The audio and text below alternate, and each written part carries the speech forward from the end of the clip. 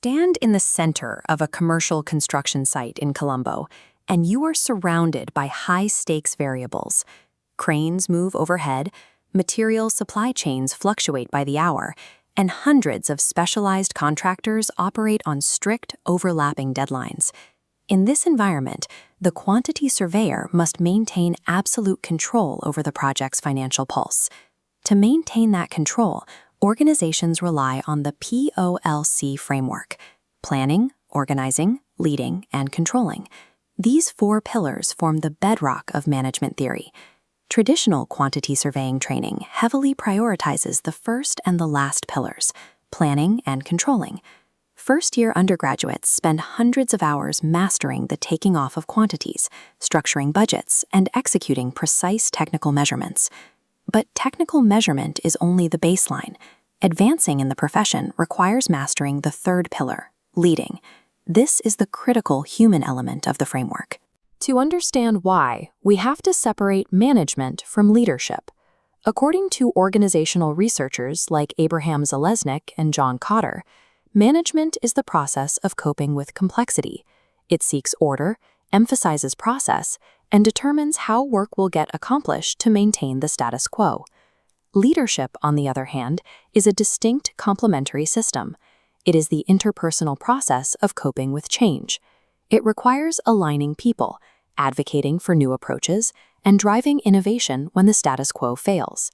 A quantity surveyor who relies entirely on management tools like spreadsheets, cost plans, and schedules, while ignoring the interpersonal dynamics of their project team, is a liability. Spreadsheets do not pour concrete. Managing numbers without leading the people responsible for executing those numbers is why technically flawless project plans routinely fail in real-world execution. Effective leadership is not a fixed personality trait. As psychologist Kurt Lewin demonstrated, it is a dynamic toolkit that requires continuous calibration based on the immediate constraints of the team and the environment. Lewin's leadership style triangle models 3 styles of authority and freedom. Top left is the autocratic style, relying on strict top-down control. At the bottom is laissez-faire, stepping out of decision-making entirely. Top right is democratic, balancing structure and freedom to promote shared decision-making. A successful quantity surveyor does not simply pick one of these styles and stick with it. They must dynamically slide between these 3 nodes depending on the immediate environmental pressures and the experience level of the people they are directing. Consider a sudden, severe safety crisis on a site, a structural failure or fire.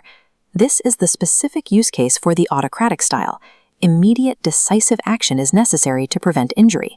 There is 0 time for consensus or debate. The leader issues direct commands, and the team executes them immediately. Now, imagine leading a value engineering workshop.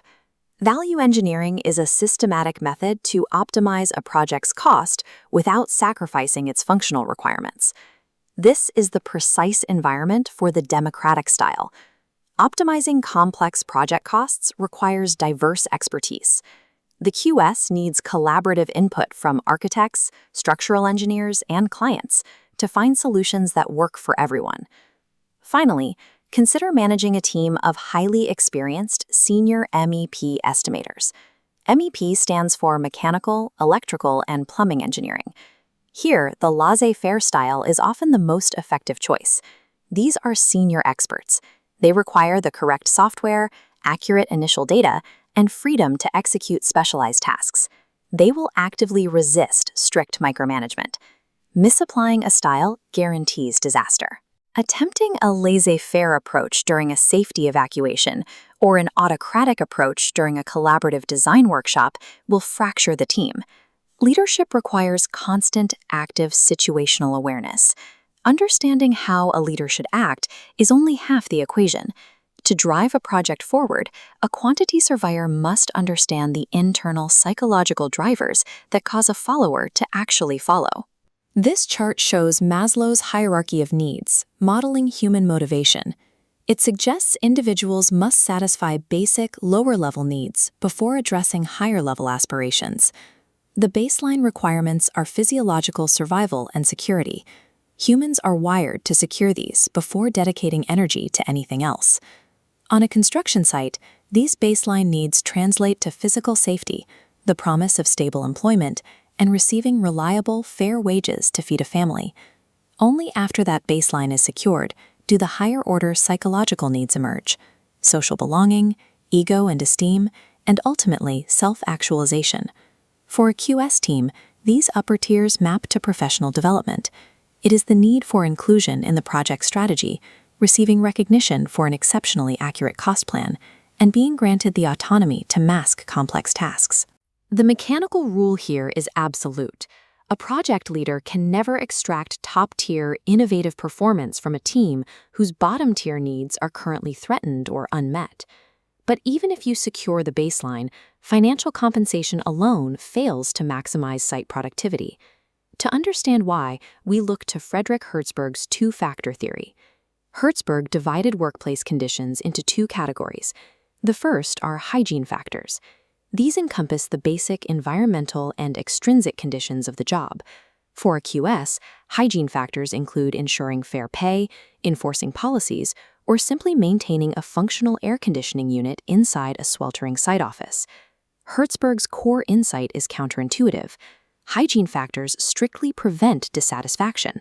They stabilize the workforce, bringing a worker's attitude to neutral, but do not generate internal drive.